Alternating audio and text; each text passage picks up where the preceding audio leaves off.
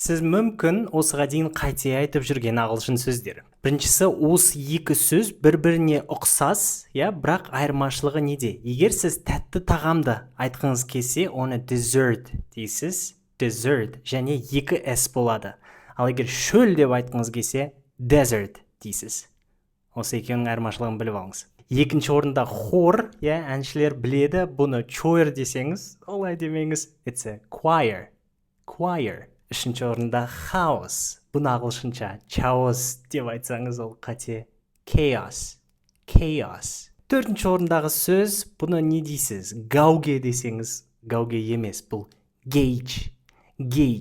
Мағынасы өлшеуіш, өлшеуге қолданылатын құрал. Және бесінші орында субтіле деген сөз емес, бұл subtle.